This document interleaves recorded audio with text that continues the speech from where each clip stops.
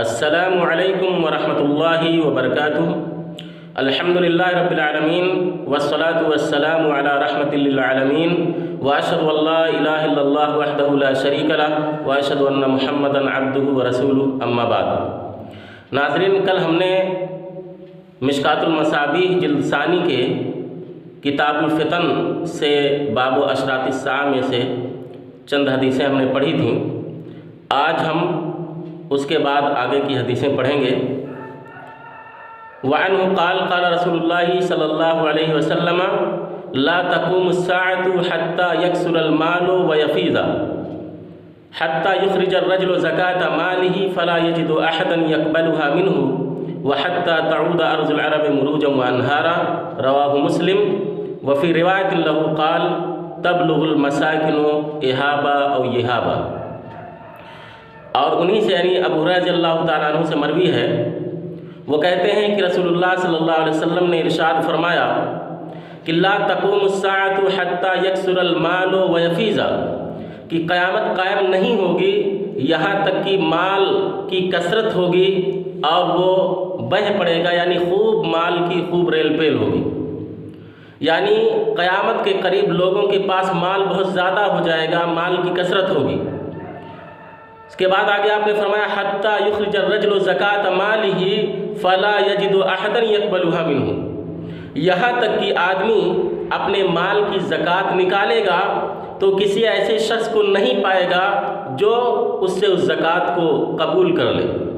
یعنی اپنے مال کی جب زکوٰۃ آدمی نکال کر کے کسی غریب کو کسی مستحق کو دینا چاہے گا تو کوئی ایسا مستحق شخص نہیں ملے گا جو اس زکوٰۃ کے مال کو لے لے، کوئی جو ہے زکوٰۃ کے مال کو لینے والا نہیں ملے گا، اس قدر مال کی فراوانی ہوگی، مال کی ریل پیل ہوگی۔ وَحَتَّى تَعُودَ أَرْضُ الْعَرَبِ مُرُوجًا وَأَنْهَارًا، اور یہاں تک کہ سرزمین عرب سرسبز و شاداب اور بہتی نہروں والی وادی بن جائے گی، یعنی سرزمین عرب جہاں پر اکثر حصہ ریگستان ہے اور پانی کی قلت ہے، وہاں پر جو ہے سبزہ زیادہ نہیں تھا اس وقت، لیکن قیامت کے قریب اللہ کے نبی صلی اللہ علیہ وسلم فرماتے ہیں کہ یہ سرزمین عرب یہ سرسبز و شاداب ہو جائے گی، لہلہانے لگے گی، وہاں پر سبزہ اگے گا، سبزیاں اور غلے اگنا شروع ہو جائیں گے اور نہریں جاری ہو جائیں گی، نہریں بہنے لگیں گی۔ تو یہ مسلم شریف کی روایت ہے، اور ایک دوسری روایت کے اندر ہے مسلم ہی کی کہ آپ صلی اللہ علیہ وسلم نے فرمایا تبلغ المساکن احابا او احابا، کہ مساکن یعنی گھر، آبادی، یہ مقام احاب یا احاب تک پہنچ جائے گی، یعنی مدینہ اس وقت آباد ہوگا، مدینہ کی آبادی اتنی زیادہ بڑھ جائے گی کہ مقام احاب یا احاب تک پہنچ جائے گی۔ احاب یا یحاب، اور اس کو یحاب بھی پڑھا گیا ہے، یہ مدینہ کے قریب دونوں جگہوں کا نام ہے جو مدینہ سے چند میل کی دوری پر واقع ہیں۔ تو عرض کرنے کا مطلب یہ ہے اللہ کے رسول صلی اللہ علیہ وسلم کا کہ مدینہ بالکل آباد ہوگا، اس کی آبادی بھی بڑھ جائے گی اور احاب یا یحاب مقام تک اس کی آبادی پہنچ جائے گی۔ وعن جابر رضی اللہ عنہ قال قال رسول اللہ صلی اللہ علیہ وسلم یکون فی آخر الزمان خلیفۃ یقسم المال ولا یعدہ، وفی روایت قال یکون فی آخر امتی خلیفۃ یحصی المال حصیا ولا یعدہ عدا، رواہ مسلم۔ اور جابر رضی اللہ عنہ سے مروی ہے، وہ کہتے ہیں کہ رسول اللہ صلی اللہ علیہ وسلم نے فرمایا کہ آخری زمانے میں ایک خلیفہ ہوگا یقسم المال ولا یعدہ، جو مال تقسیم کرے گا اور اسے شمار نہیں کرے گا، اسے گنے گا نہیں، یعنی وہ مال گن کر کے نہیں دے گا بلکہ لوگوں کو انگنت مال دے گا۔ اور ایک دوسری روایت کے اندر ہے کہ آپ صلی اللہ علیہ وسلم نے ارشاد فرمایا کہ یکون فی آخر امتی خلیفۃ، کہ میری امت کے آخر میں ایک خلیفہ ہوگا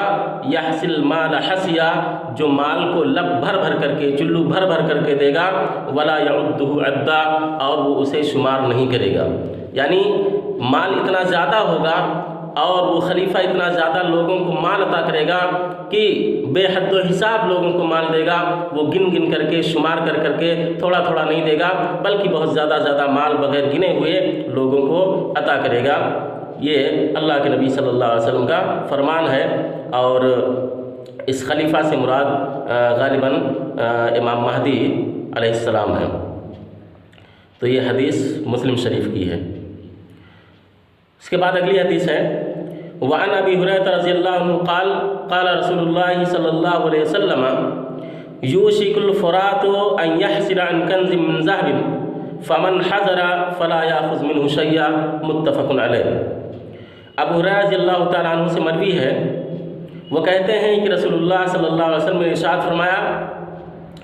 کہ قریب ہے کہ فرات اپنے سونے کے خزانے ظاہر کر دے۔ یوشک الفرات ان یحسر عن کنز من ذهب، قریب ہے کہ فرات اپنے سونے کے خزانے ظاہر کر دے۔ فمن حضر فلا یاخذ منه شیئا، تو اس وقت جو موجود ہو، جو شخص موجود ہو، وہ اس میں سے کچھ نہ لے۔ تو اس حدیث سے پتہ چلا کہ قیامت کے قریب یہ بھی ہوگا کہ دریائے فرات سونے کے خزانے کو ظاہر کرے گا۔ دریائے فرات میں ایک سونے کا خزانہ ظاہر ہوگا، اور لوگ اس کو حاصل کرنے کے لیے دوڑ پڑیں گے، اس کے لیے قتال کریں گے، جیسا کہ اگلی حدیث کے اندر آ رہا ہے۔ تو اللہ کے نبی صلی اللہ علیہ وسلم نے فرمایا کہ جو شخص وہاں پر موجود ہو، اس وقت موجود ہو، وہ اس مال میں سے کچھ نہ لے۔ اللہ کے نبی صلی اللہ علیہ وسلم نے کیوں اس مال سے لینے سے منع فرمایا؟ ایک تو یہ بات کہی گئی ہے کہ اس وقت قیامت کا زمانہ قریب ہوگا، اور مال حاصل کرنے کے بعد بھی آدمی اس سے کوئی خاص فائدہ حاصل نہیں کر سکے گا۔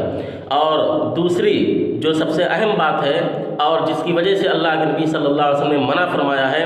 وہ اس لیے آپ نے منع فرمایا کہ اس مال کو حاصل کرنے کے لیے زبردست لڑائی ہوگی، یہاں تک کہ 100 میں سے 99 لوگ مقتول ہو جائیں گے، جیسا کہ دیکھیں آپ اگلی حدیث کے اندر آ رہا ہے کہ وعنہ قال قال رسول اللہ صلی اللہ علیہ وسلم لا تقوم الساعة حتى يحسر الفرات عن جبل من ذهب يقتتل الناس عليه فيقتل من كل 199 ويقول كل رجل منهم لعلي أكون أنا الذي أنجو، رواہ مسلم۔ اور انہی سے یعنی ابو ہریرہ رضی اللہ تعالیٰ عنہ ہی سے مروی ہے، کہتے ہیں کہ رسول اللہ صلی اللہ علیہ وسلم نے ارشاد فرمایا کہ قیامت قائم نہیں ہوگی یہاں تک کہ فرات سے سونے کا پہاڑ ظاہر کر دیا جائے گا۔ حتیٰ یحسر الفرات عن جبل من ذهب،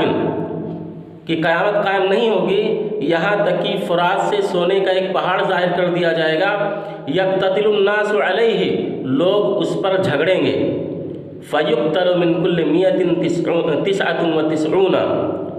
تو ہر 100 میں سے 99 لوگ قتل کر دیے جائیں گے۔ کل رجل منہم ویقول کل رجل منہم، اور ان میں سے ہر شخص یہ کہے گا لعلی اکون انا الذی انجو، کہ میں امید کرتا ہوں کہ وہ نجات پانے والا میں ہوں۔ تو اس حدیث کا مطلب یہ ہے کہ جب دریائے فرات کے اندر سونے کا پہاڑ ظاہر ہوگا، دیکھیے پہلی حدیث کے اندر کہا گیا ہے کہ سونے کا خزانہ ظاہر ہوگا، اور اس حدیث کے اندر کہا گیا ہے کہ سونے کا پہاڑ ظاہر ہوگا۔ تو سونے کا خزانہ جو کہا گیا ہے، ممکن ہے اس اعتبار سے کہا گیا ہو کہ جب تک وہ زمین کے اندر تھا، ظاہر نہیں ہوا تھا، اس وقت تک وہ خزانہ تھا، اور پھر جب ظاہر ہو گیا تو بہت زیادہ ہوگا، پہاڑ کی شکل کی مانند ہوگا، اس لیے اس کو جبل یعنی پہاڑ سے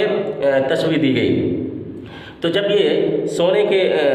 پہاڑ کے مانند سونا جب ظاہر ہوگا تو لوگ اس کو حاصل کرنے کے لیے لڑیں گے، اور اتنی زبردست لڑائی ہوگی کہ اللہ کے نبی صلی اللہ علیہ وسلم فرماتے ہیں کہ جو ہے ہر 100 میں سے 99 لوگ قتل ہو جائیں گے، لیکن پھر بھی لوگ اس کو حاصل کرنے کے لیے لڑیں گے، اور ان میں سے ہر شخص یہ امید رکھے گا کہ شاید میں بچ جاؤں اور میں قتل نہ ہوں، میں بچ جاؤں تو یہ سارا کا سارا مال میرا ہو جائے گا۔ تو اس کے لیے لوگ اتنی زبردست لڑائی لڑیں گے کہ اس میں اس مال کو حاصل کرنے والے 99% لوگ قتل ہو جائیں گے، اور کوئی ایک ہی شخص بچے گا۔ تو اس وجہ سے چونکہ یہ مال ایک طرح سے فتنہ ہوگا، لوگ اس کے لیے لڑیں گے اور بکثرت لوگ قتل ہوں گے، 100 میں سے 99 لوگ قتل ہو جائیں گے۔ اس لیے اللہ کے نبی صلی اللہ علیہ وسلم نے ہمیں اس مال کو حاصل کرنے سے، اس میں سے لینے سے منع فرمایا کہ ہم اپنے آپ کو اس فتنے سے محفوظ رکھیں، اس فتنے میں نہ پڑیں، اس مال کو حاصل کرنے کے لیے لڑائی نہ کریں۔ تو آج کے درس میں بس اتنا ہی۔ اللہ رب العالمین سے دعا ہے کہ اللہ رب العالمین ہم سب کو ہر قسم کے فتنوں سے محفوظ رکھے، آمین۔